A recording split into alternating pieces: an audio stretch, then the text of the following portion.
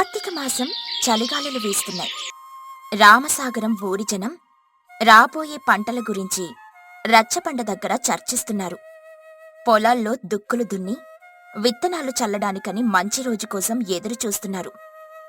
చూశావా సోమలింగం, ఆకాశం నిర్మలంగా ఉంది. ఇంకో వారం రోజుల్లో వచ్చే కార్తీక పౌర్ణమి వెళ్ళాక విత్తనాలు జల్లితే పంట ఏపుగా విరుగుతుంది. మన తాత ముత్తాతల నుంచి ఇదే ఆనవాయితీ. నిజమే భద్రయ్యన్న, నేను దానికోసమే ఎదురు చూస్తున్నాను. మన అనుభవాన్ని మించిన శాస్త్రమే ఉంది.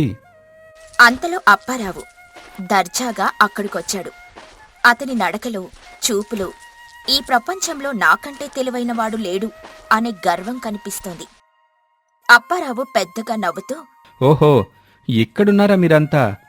ఇంకా పాతకాలపు పద్ధతుల్లోనే బతుకుతున్నారా? పౌర్ణములు, అమావాస్యలు అంటూ కాలం వృధా చేస్తున్నారు. మీ ఆలోచన విధానం ఇంకా రాతీయుగంలోనే ఆగిపోయినట్టుంది. ఏంటప్పారావు, కొత్తగా వచ్చావు, మా మీద ఎగతాలు మొదలెట్టావు. నువ్వు పుట్టక ముందు నుంచి నేను ఈ మట్టితో మాట్లాడుతున్నాను. అనుభవమా? దాన్ని మూఢనమ్మకం అంటారు భద్రయ్య. నేను మొన్న పట్నం వెళ్ళి ఒక కొత్త వ్యవసాయ పుస్తకం కొన్నాను. అది రాసింది మామూలు మనిషి కాదు, వ్యవసాయ దేవుడి మనవడు రాశాడు. అందులో ఏం రాశారో తెలుసా? ఆధునిక పద్ధతులు పాటిస్తే ఎకరాకు 10 బస్తాలు పండే చోట 20 బస్తాలు పండించొచ్చంట. సోమలింగం ఆసక్తిగా, నిజమా అప్పారావు గారు? అదెలా సాధ్యం? మనం దేవుళ్ళం కాదు కదా. సాధ్యమే సోమలింగం. ముందు మీరు ఈ పాత పద్ధతులు మానాలి. ఇప్పుడు చలిగాలుంది, భూమిలో తేముంది. రేపే విత్తనాలు జల్లాలి. విత్తనానికి ఒక్కసారిగా చలి అలా తగలగానే అది భయపడి వెంటనే మొలకెత్తుతుంది. ఆలస్యం చేస్తే భూమిలో సారం తగ్గిపోతుంది. రేపేనా? అయ్యో, అంత తొందర దీనికి? కార్తీక చలికి మొలకలు మాడిపోతాయి, పురుగులు పడతాయి. నువ్వు చెప్పేది ఉన్న పంటకు కూడా బొక్కబెట్టే ఆనవైతే. నీకు తెలీదులే భద్రయ్య, నువ్వు ఇంకా పాతకాలంలోనే ఉండిపోయావు. నేను పట్నం నుంచి ప్రత్యేకమైన హైబ్రిడ్ విత్తనాలు తెచ్చాను. ఈ విత్తనాలకి ఈ చలే బలం. ఇవి మామూలు విత్తనాలు కాదు, శాస్త్రీయమైన విత్తనాలు. ప్రతి విత్తనానికి బీటెక్ పట్టా ఉంది తెలుసా? ఏంటి, శాస్త్రీయమైన విత్తనాలా? బీటెక్ పాస్ అయ్యాయా? భలే ఉంది ఆ పేరు. మరవెక్కడ దొరుకుతాయి? అందరికీ దొరకవు. నాలాంటి తెలివైన వాళ్లకు మాత్రమే అమ్ముతారు. సర్లే, నీ మీద జాలిపడి చెప్తున్నాను. నువ్వు రేపే నీ పొలంలో ఈ విత్తనాలు జల్లు. కానీ ఊరికే జల్లితే లాభం లేదు, నేను చెప్పినట్టు చెయ్యాలి.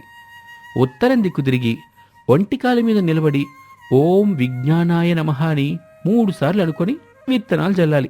అప్పుడు చూడు, 3 నెలల్లో నువ్వే ఈ ఊళ్ళో అందరికంటే ధనవంతుడు అవుతావు.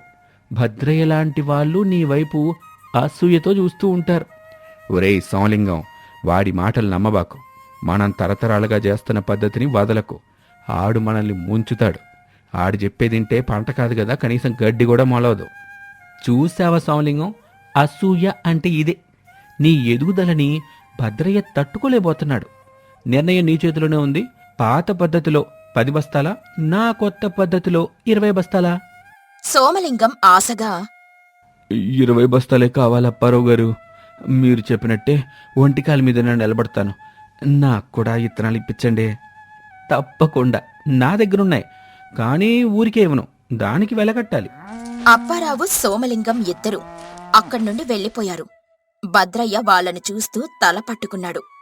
ఆ రాత్రి అప్పారావు ఇంట్లో, ఏవండి, విన్నాను, మళ్ళీ ఊరి వాళ్ళకి మీ పనికి మాలిన సలహాలివ్వడం మొదలు పెట్టారంటగా. పాపం, ఆ సోమలింగం మీ మాటలు నమ్మి ఒంటికాలు మీద గంతులు వేయడానికని సిద్ధమయ్యాడంట. నా మాటలు పనికి మాలినవి కాదే సుబ్బమ్మ, అవి జ్ఞానపు పలుకులు. నువ్వు వంటింటికే పరిమితం. నీకీ శాస్త్రాలు విజ్ఞానాలు అర్థంగా. నోరు మూసుకొని నీ పని నువ్వు చూసుకో.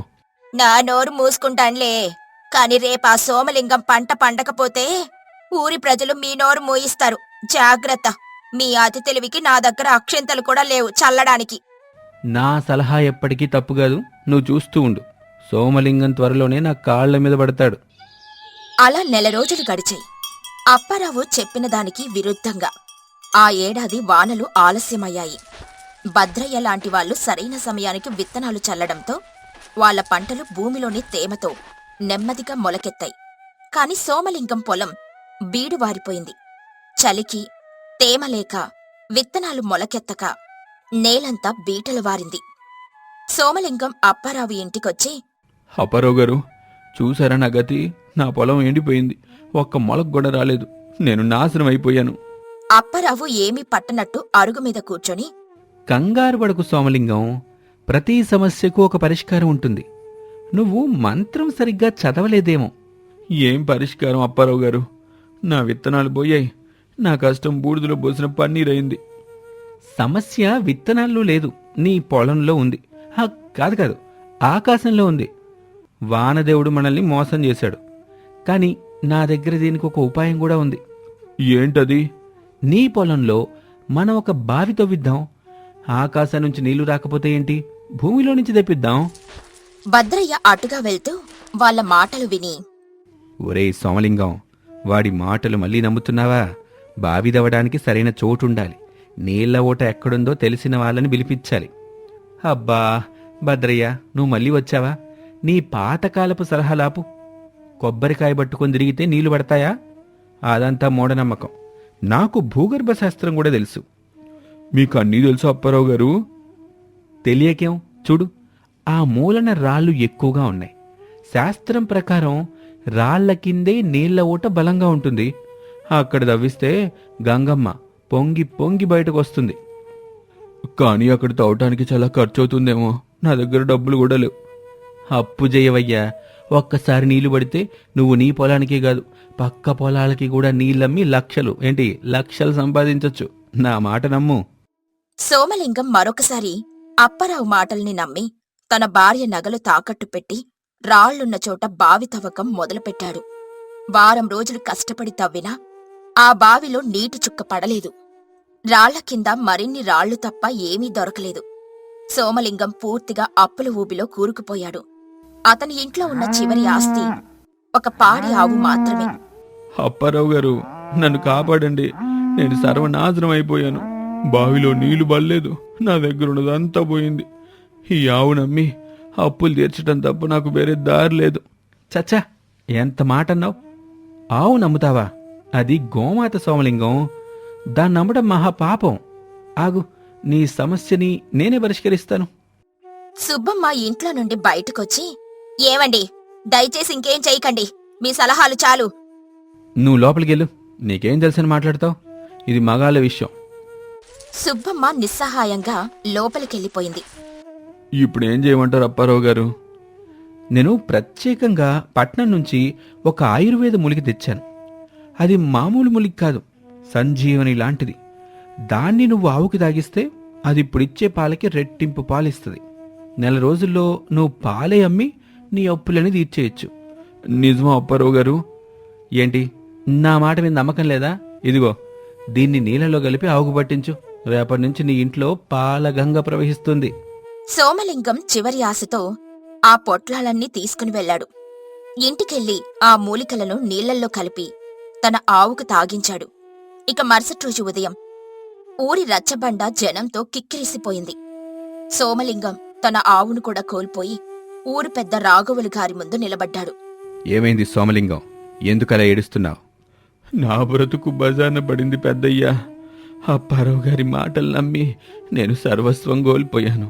నా పొలము, నా డబ్బు, నా ఆవు అన్నీ పోయాయి. నాకు న్యాయం చెయ్యండి. రాఘవులు గారు అప్పారావును పిలిపించారు. అప్పారావు ఏమాత్రం భయం లేకుండా గర్వంగా వచ్చి నిలబడ్డాడు. అప్పారావు, సోమలింగం చెప్పేది నిజమేనా? వాడు చెప్పే దాంట్లో నిజం లేదు పెద్దయ్యా. వాడి జాతకంలో దోషం ఉంది.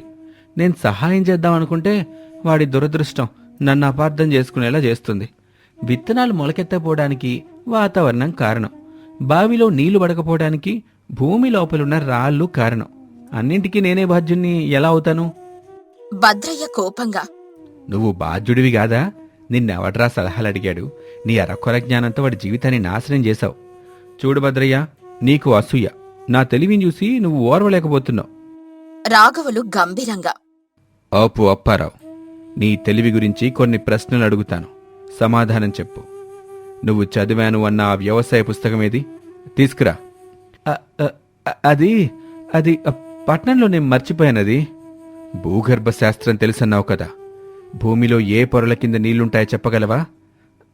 అది రాళ్ల కింద. నువ్వు సోమలింగానికి ఆవుకి ఇవ్వు అని చెప్పించిన మూలికి పేరేంటి? దాని పేరు సంజీవని. అది అన్నిటినీ నయం చేస్తుంది. చూశారా ఊరి ప్రజలారా, ఇతని మాటల్లో ఎంత అబద్ధం ఉందో. అరాకొర జ్ఞానం, అంతులేని అహంకారం ఇతని సొంతం. అప్పారావు, నీ తప్పుడు సలహాలు ఇవ్వటం కాదు, తప్పు తెలుసుకుని దాన్ని ఒప్పుకోలేని నీ గర్వమే నీ అహంకారం.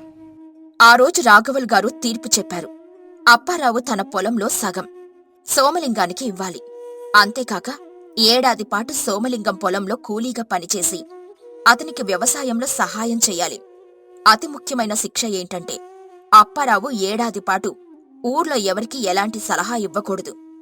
6 నెలల తర్వాత సోమలింగం పొలంలో ఏంటప్పారావు, ఈరోజు వాన పడేలా ఉందా లేదా? నీ శాస్త్రం ఏం చెప్తుంది? నా శాస్త్రం ఏమీ చెప్పటం లేదు భద్రయ్యన్న. ఆకాశం వైపు చూడు, మేఘాలు దట్టంగా ఉన్నాయి. నీ అనుభవం ఏం చెప్తే అదే నిజం. నాకంటే మీకే బాగా తెలుసు. అప్పారావులో వచ్చిన ఆ మార్పుకు భద్రయ్య మనసులోనే నవ్వుకున్నాడు. అప్పారావు తన తప్పు తెలుసుకుని నిజమైన జ్ఞానాన్ని సంపాదించటం మొదలుపెట్టాడు. ఈ కథలోని నీతేంటంటే అరాకొర జ్ఞానం అహంకారాన్ని పెంచుతుంది. అది వినాశనానికి దారి తీస్తుంది. నిజమైన జ్ఞానం వినయాన్ని నేర్పుతుంది. అదే మనిషిని ఉన్నతంగా నిలబెడుతుంది. వర్షంలో సోమరి ముసలవ్వ. అనగనగా తుంగభద్ర నది ఒడ్డున తిమ్మరాజుపాలెం అని ఒక పల్లెటూరుండేది. ఆ ఊరి ప్రజలందరూ కష్టపడి పనిచేసుకునేవారే. కాని ఆ ఊరి చివర ఓ పాడుపడిన పూరె గుడిసెలో గంగమ్మ అనే ఒక ముసలవ్వుండేది. ఆమె సోమరితనానికి బ్రాండ్ అంబాసిడర్ లాంటిది. రేపు చేద్దాంలే అనేది ఆమె నినాదం.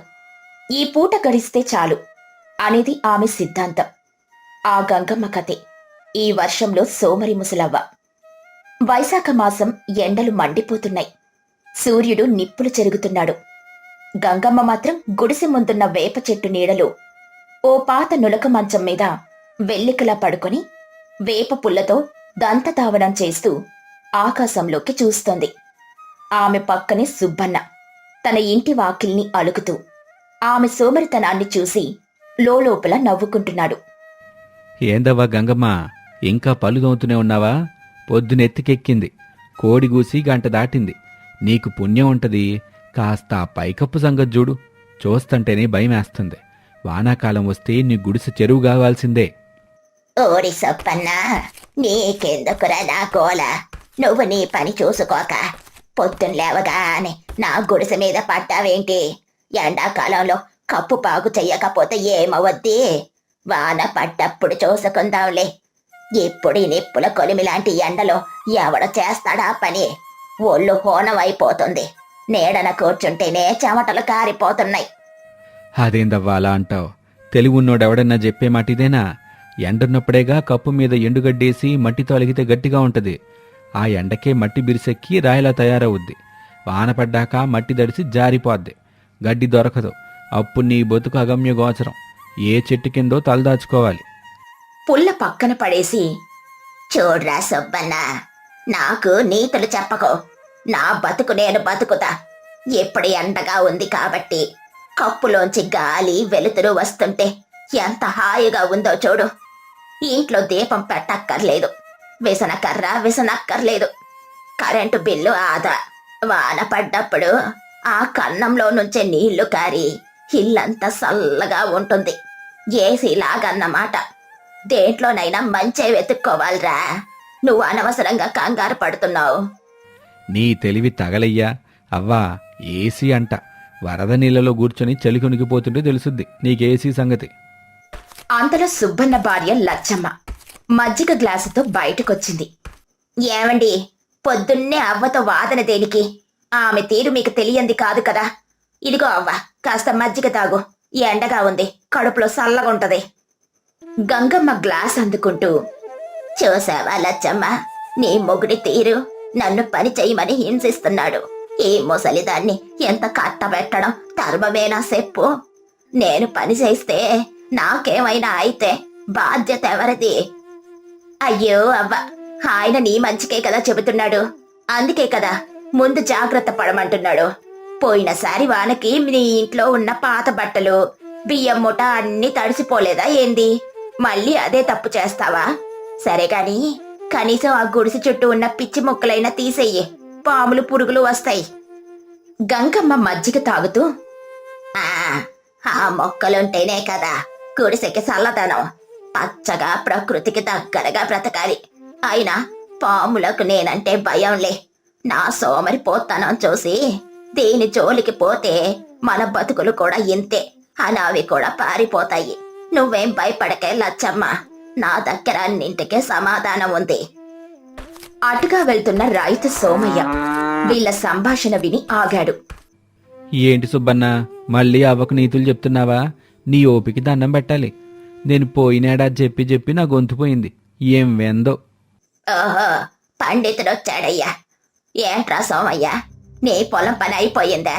నా మీద పంచాయతీ పెట్టడానికి వచ్చావా? నా పొలం పని నా ఇష్టం, కానీ నువ్వు చేసేది ఊరికి మంచిది కాదు. నీ గుడిసె చూసి పక్కూరోళ్ళు మన ఊరు గురించి నవ్వుకుంటున్నారు. తిమ్మరాజుపాలెంలో మనుషులు ఎంత సోమర్లో చూడండని మాట్లాడుకుంటున్నారు. ఊరి పరువు దేస్తున్నావు.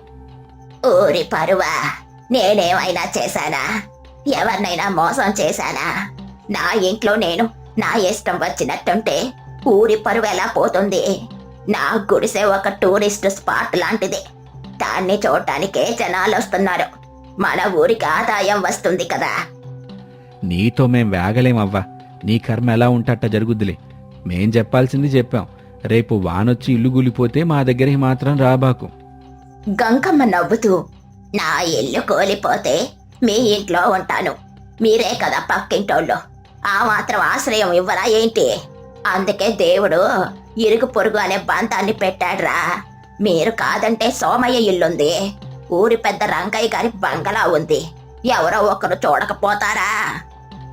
సుబ్బన్న, లచ్చమ్మ, సోమయ్య ఒకరి ముఖం ఒకరు చూసుకుని నిట్టూర్చారు. గంగమ్మ మళ్ళీ నులక మంచం మీద వాలిపోయింది.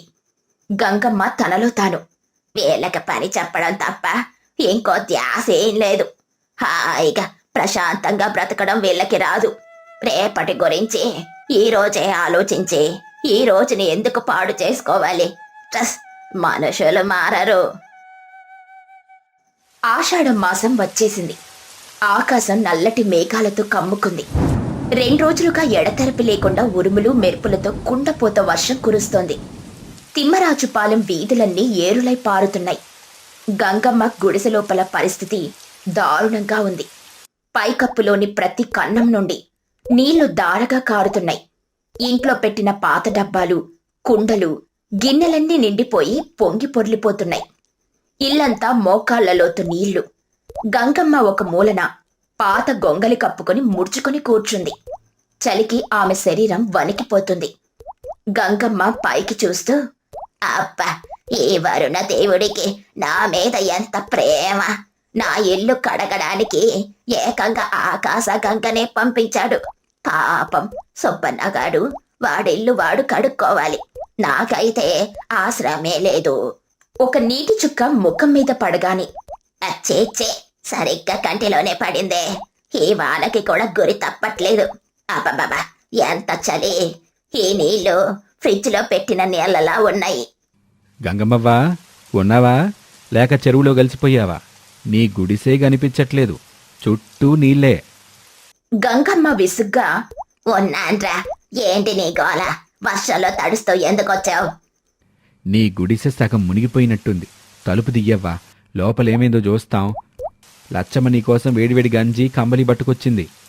తలుపు తీస్తే ఈ వరదంతా లోపలికి రాదా? నాకేం వద్దులే. నా ఇంట్లో బోలెడు నీళ్లున్నాయి. కావాలంటే అవే తాగుతా. మీరెళ్ళండి, నాకేం కాదు. నేను గట్టిదాన్నే. అయ్యో అవ్వా, అంత మొండితనం పనికిరాదు. 2 రోజులుగా తిండి తిన్నావో లేదో, ఆ నీళ్ళల్లో నానితే జబ్బులొస్తాయి. తలుపు తీ, నీకేం కాదు, మేమున్నాం. గంగమ్మ తనలో తాను, ఈ చలికి నా చేతులు కూడా కదలట్లేదే. తలుపు ఎలా తీయను? ఓరేయ్ సుబ్బన్నా, తలుపు నీళ్ళకి నానిపోయి గట్టిగా మిగిసిపోయింది. దానికి అట్టంగా పెట్టిన పాత పెట్టి తీయడానికి నాకు ఓపిక లేదు. నువ్వే వెనక నుండొచ్చి తలుపుని గట్టిగా తోసేయ్, అదే ఊడిపోతుంది. సుబ్బన్న ఆశ్చర్యపోయినా గంగమ్మ చెప్పినట్టే గుడిసె వెనక్కి వెళ్లి పాత తలుపును తన బలమంతా ఉపయోగించి ఒక్క తోపు తోశాడు. తలుపు గడి ఊడిపోయి ఒక్కసారిగా తెరుచుకుంది. గుడిసె లోపలి దృశ్యం చూసి సుబ్బన్న లచ్చమ్మ నివ్వెరపోయారు. అమ్మా తల్లి, ఇది ఇల్లా లేక ఈత కొలన? మోకాళ్ళ లోతు నీళ్లున్నాయి. ఈ నీళ్ళలో ఎట్ట బతుకుతున్నావవ్వా? నీకు భయమేట్లా? గంగమ్మ ఏమీ పట్టనట్టు, ఏముందిరా, హాయిగా కాళ్ళు నీళ్ళల్లో పెట్టుకొని కూర్చుంటే కాళ్ళ నొప్పులు కూడా తగ్గుతాయి. ఇదొక రకమైన ప్రకృతి వైద్యం, మీకు తెలియదులే. వైద్యం కాదు పాడు కాదు, నీ ప్రాణాల మీదకొస్తుంది. పదవ్వా, ముందు మా ఇంటికి పద. ఈ వాన తగ్గేలా లేదు. చూడు, ఆ గోడ ఎలా తడిసిపోయిందో. ఈ రాత్రికి ఈ గుడిసె కూలిపోయినా ఆశ్చర్యం లేదు. నా గుడిసి కూలిపోవడం ఏంటే? ఇది మా తాతల నాటిది, వజ్రం లాంటిది. ఎన్ని వానల్ని, ఎన్ని తుఫాన్లని చూడలేదు. దీన్ని చూసి బానే భయపడి పారిపోతుంది. దాని పునాదులు చూడు, నీళ్లు పడి పడి మట్టి గరిగిపోతుంది. గోడలు కూడా తడిసిపోయినాయి. ఇంకెక్కడే ఉంటే నీ ప్రాణాలకు గ్యారంటీ లేదు. రా, నేను పట్టుకుంటాను. నన్ను ముట్టుకోకరా, నాకు నడవడానికి ఓపిక లేదు. కావాలంటే ఒక నులక మంచం తెచ్చి దాని మీద నన్ను పడుకోబెట్టి నలుగురు కలిసి మోసుకొని తీసుకొని పోండి. పెళ్లి కూతుర్ని పల్లకిలో తీసుకెళ్ళినట్టుంటుంది. చూడవ్వా, నీ సోమరితనానికి కూడా ఓ హద్దుంటుంది. ఇది నీ ప్రాణానికి సంబంధించిన విషయం. ఇక్కడ పల్లకీలు పందిళ్ళు లేవు. మర్యాదగా నడిచొస్తావా లేక నేను నీడ్చుకుంటూ తీసుకురమ్మంటావా? ఎంత మాట అన్నావురా? సరే సరే, వస్తున్నాను. కానీ నా పాత సామాన్లు, నా ఎత్తడి బిందె, నా బొంత, నా తాతగారి చేతి కర్ర. ముందు నువ్వురా అవ్వా, ఉంటే అన్ని సంపాదించుకోవచ్చు అంటూ గంగమ్మ చెయ్యి పట్టుకొని బయటికి లాగింది. వాళ్ళు బయటకొచ్చిన కొద్దిసేపటికి డుమ్ అనే పెద్ద శబ్దం వచ్చింది. గంగమ్మ గుడిసెలో ఒక పక్క గోడ పూర్తిగా కూలిపోయింది. పైకప్పు సగం వేలాడుతోంది. ఆ దృశ్యం చూసి గంగమ్మ కళ్ళు తేలేసింది. సుబ్బన్న, లచ్చమ్మ ఆమెను తమ ఇంట్లోకి తీసుకెళ్లారు. ఈ వార్త ఊరంతా పాకింది. మరుసటి రోజు ఉదయం వాన కొంచెం తెరపివ్వగాని ఊరి పెద్ద రంగయ్య నలుగురు మనుషులతో కలిసి గంగమ్మ గుడిసె దగ్గరికి వచ్చాడు. ఊరి ప్రజలు కూడా ఒక్కొక్కరుగా అక్కడికి చేరారు. చూసారా, నేను ముందే చెప్పాను. ఆ ముసల్దాని సోమర్తనం ఒకరోజు ఊరు పరువు తీసుద్దని. ఇప్పుడు చూడు, మన ఊర్లో ఒకరు నిరాశ్రయులయ్యారు. ఇదంతా ఎవరి వల్ల? ఆమె వల్లే. మనం చెప్పినా వినలేదు. ఇప్పుడు చూడు, ఇల్లు పోయింది, రోడ్డున పడింది. పాపం ముసల్ది. ఏమీ అనకండి, ఏదో తెలియక చేసింది. తెలియక కాదు, బద్ధకంతో చేసింది. సర్లే, జరిగిందేదో జరిగిపోయింది. ఇప్పుడు మనమేం చేద్దాం? ఆమెనిలా వదిలేలేంగా. అంతలో సుబ్బన్న ఇంట్లో నుండి గంగమ్మ మెల్లగా నడుచుకుంటూ వచ్చి ఆమె ముఖంలో మొదటిసారిగా పశ్చాత్తాపం, భయం కనిపించాయి. నా ఇల్లు పోయింది రంగయ్య. నేను రోడ్డున పడ్డాను. నాకంటూ ఏమీ లేకుండా పోయింది. నువ్వు రోడ్డున పడలేదులే గంగమ్మ. నీ సోమరితనం నిన్ను రోడ్డున పడేసింది. ఇప్పటికైనా బుద్ధొచ్చిందా? ఎండాకాలంలో మేం చెప్పిన ఒక్క మాట వినుంటే ఈ రోజు నీకు ఈ గతి పట్టేదా? వచ్చింది పెద్దయ్య, బాగా వచ్చింది. నా బద్ధకమే నా కొంపం వచ్చింది.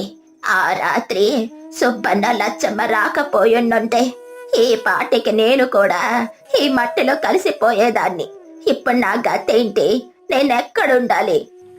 దానికే ఉందవ్వా, వానలు తగ్గేదాకా మా ఇంట్లోనే ఉండు. అవునవ్వా, నువ్వేం దిగులు పడకు. అది తాత్కాలిక పరిష్కారం మాత్రమే. మనం ఆమెకు మళ్ళీ ఒక గూడు కట్టాలి. అది మనందరి బాధ్యత. ఊరి ప్రజలారా, మీరేమంటారు? క్షమించాలి పెద్దయ్యా, మనం కష్టపడి ఇల్లు కట్టిస్తాం. మళ్ళీ ఈమె బద్ధకంతో దాన్ని పాడు చేస్తే మన కష్టం బూడిదలో పోసిన పన్నీర్ అవదా? అవును, సోమయ్య చెప్పింది నిజమే. ఆమెలో మార్పు వస్తుందన్న నమ్మకం ఏంటి? లేదు బాబు, నాకు బుద్ధొచ్చింది. నా ప్రాణం మీదకొస్తే కాని నాకు జ్ఞానోదయం కలగలేదు. నేను మారతాను. మీరందరూ కలిసి నాకు సహాయం చేస్తే నేను కూడా మీతో పాటు పని చేస్తాను. నాకు చేతనైనంత సాయం చేస్తాను. ఇల్లు కట్టేటప్పుడు మట్టి మోస్తాను, నీళ్ళందిస్తాను. దయచేసి నన్ను నమ్మండి. ఈ గంగమ్మ మాట మీద నిలబడుతుంది. ఆమె కళ్ళల్లో నీళ్లు, గొంతులో ఆర్తి చూసి అందరి మనసులు కరిగాయి. సరే గంగమ్మ, నేను నమ్ముతున్నాం. ఊరి ప్రజలారా, మనిషి తప్పు చేయటం సహజం. దాన్ని తెలుసుకొని పశ్చాత్తాపడిన వాళ్ళని క్షమించి ఆదరించటమే మన ధర్మం. చందాలేసుకొని మనందరం తలా చెయ్యేసి గంగమ్మకు ఒక చిన్న ఇంటిని కట్టిద్దాం. ఏమంటారు? నేను నా వంతుగా ఇంటికి కావాల్సిన కొన్ని వాసాలు, వెదురుబద్దలు ఇస్తాను. నేను నా ఎడ్ల బండి మీద పొలం నుండి గట్టి మట్టిని తీసుకొస్తాను. నేను రోజు పనిచేసే వాళ్ళకి గంజి కాచి పోస్తాను. గ్రామస్తులు ఒక్కొక్కరుగా ముందుకొచ్చి తమకు తోచిన సహాయం చేస్తామని మాట ఇచ్చారు. గంగమ్మ కళ్ళల్లో ఆనంద బాష్పాలు పొంగాయి. వారం రోజులు గడిచాయి. ఊరి ప్రజలందరూ కలిసి గంగమ్మకు ఒక చిన్న అందమైన ఇంటిని కట్టడం మొదలుపెట్టారు. గంగమ్మ తన మాట మీద నిలబడింది. ఆమె తన వయసును, అనారోగ్యాన్ని పక్కన పెట్టి పనిచేసే వాళ్లకు మంచినీళ్లు అందించడం, మట్టి కలపడంలో చిన్న చిన్న సహాయాలు చేయడం, వాళ్లకు కబుర్లు చెబుతూ ఉత్సాహపరచడం వంటివి చేసింది. ఆమెలో వచ్చిన మార్పు చూసి ఊరి వాళ్ళందరూ ఆశ్చర్యపోయారు. ఏందవా గంగమ్మ, భలే చురుగ్గా పనిచేస్తున్నావు. నిన్ను చూస్తుంటే పాత గంగమ్మవేనా అని అనుమానం వస్తుంది. ఇదే కొత్త గంగమ్మ. కష్టపడితే ఎంత ఆనందంగా ఉంటుందో ఇప్పుడే తెలిసింది. ఒళ్ళు నొప్పులొస్తున్నాయి కానీ మనసు మాత్రం హాయిగా ఉంది. మీరందరూ నా కోసం ఎంత కష్టపడుతుంటే నేను చూస్తూ ఎలా కూర్చోను? అవునవ్వా, నువ్విలా ఉంటే చూడ్డానికి ఎంత బాగుందో. నా పిచ్చి బుద్ధి లచ్చమ్మ, నా అహంకారం, నా బద్ధకం నన్ను కళ్ళు కనబడనీయకుండా చేశాయిలే. రంగయ్య అటుగా వస్తూ, భేష్ గంగమ్మ భేష్, నీలో మార్పు వచ్చినందుకు చాలా సంతోషంగా ఉంది. ఇల్లు కూడా పూర్తిగా వచ్చింది. రేపే గృహప్రవేశం పెట్టుకుందాం. అంతా మీ దయ పెద్దయ్య. మీరు ఈ ఊరి ప్రజలు లేకపోతే నా కథేవయ్యేదో. మీ రుణం ఎలా తీర్చుకోను? రుణం లేదు గినం లేదు. మనం ఒకే ఊరి వాళ్ళం. ఒకరికి కష్టం వస్తే ఒకరు ఆదుకోవాలి. కానీ కష్టం మనంతట మనమే కొని తెచ్చుకోకూడదు. అది నువ్వు నేర్చుకున్నావు, అదే చాలు. గంగమ్మ తన కొత్త ఇంట్లో సంతోషంగా జీవించసాగింది. ఆమె పూర్తిగా మారిపోయింది. తన ఇంటిని, పరిసరాలను శుభ్రంగా ఉంచుకోవడం మొదలుపెట్టింది. తన పనులన్నీ తానే చేసుకుంటూ పక్కింటి వారికి కూడా చేతనైన సహాయం చేస్తూ ఆ ఊరికి ఆదర్శంగా నిలిచింది. ఆమె సోమరితనం ఒక చేదు జ్ఞాపకంగా మిగిలిపోయింది. గంగమ్మ, ఈసారి వానకి నీ ఇల్లు కారట్లేదు కదా? కారణం లేదురా సుబ్బన్న. సుబ్బన్న నవ్వుతూ, అంటే నీకు మళ్ళీ వాన రావాలనుందా? అబ్బే, ఓ ఆ ఒక్క వాన చాలురా బాబు. ఆ దెబ్బకి నా ఒంట్లో ఉన్న బద్ధకం మొత్తం వదిలిపోయింది. పని చేయడం కొంచెం కష్టమే కానీ కూలిపోయిన ఇంట్లో కూర్చోవడం కంటే చాలా సుఖంగా ఉంది. ఇద్దరూ కలిసి పకపక నవ్వారు. ఆ నవ్వుల శబ్దం వర్షపు శబ్దంలో కలిసిపోయి తిమ్మరాజు పాలెమంతా ఆనందంగా ప్రతిధ్వనించింది. ఈ కథలోని నీతేంటంటే, చెయ్యాల్సిన పనిని సరైన సమయంలో చెయ్యాలి. వాయిదా వేసే గుణం, సోమరితనం ఎప్పటికైనా ప్రమాదానికి దారితీస్తుంది. కష్టపడి పనిచేయడం, తోటివారికి సహాయపడడంలోనే నిజమైన ఆనందం ఉంది.